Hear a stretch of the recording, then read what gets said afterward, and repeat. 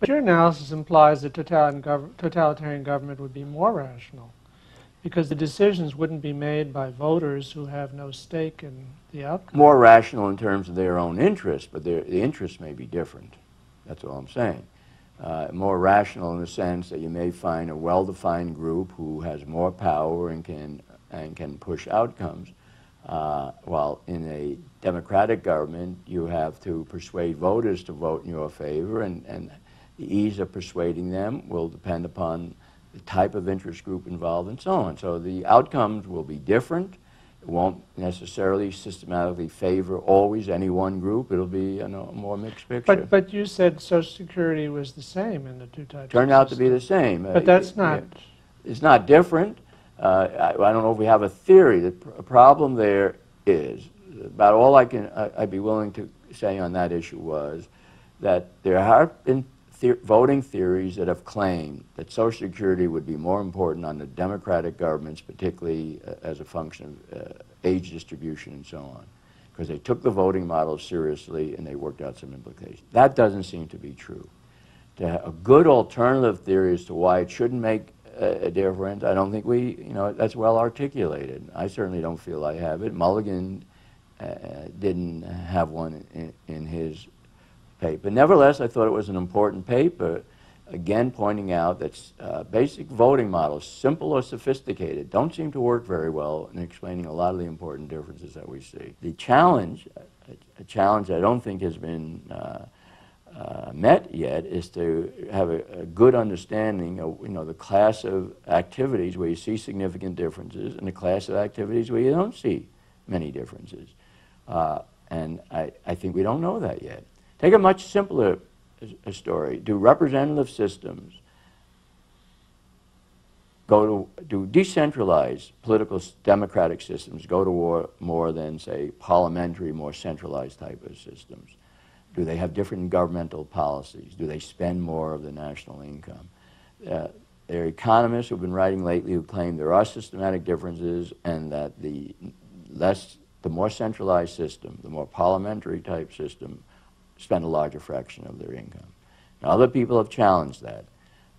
My own belief is that that type of institution, this is within the democratic framework, it may make a difference, but it's not the crucial factor.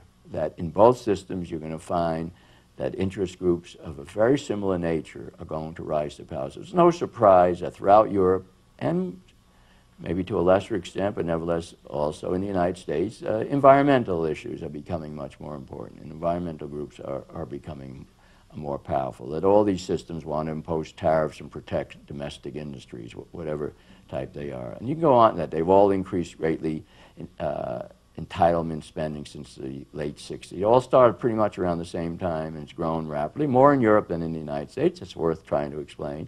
But the bigger picture is that they've all grown from really small to a huge amount. And I think that in all these systems, the larger the fraction of the people are over 65, the larger the fraction of income the government spends on Social Security, and so on. These are all regularities. I think they're worth trying to understand. Many of them we don't understand yet. But I have the faith that interest group analysis is going to be far more successful in understanding them, as the elderly suggest, than most of the voting models. The emphasis that public choice theory plays on interest group, does it work for things like explaining why we have criminal laws? Well, it works up to a point. That is, it's not difficult to understand why we have laws against crime when a lot of the people who own human or other property are going to be the victims of the crime, and they will try to exert influence in whether they're numerically a majority doesn't matter. They have the resources.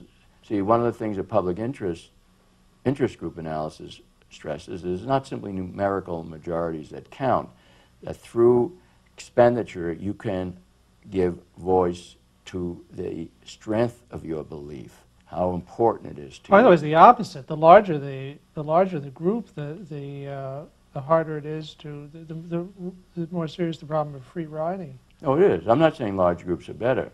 I'm just saying that the group who are hurt by crime are a group with a lot of resources. They're willing to spend a lot to cut crime because that's would be costly to them.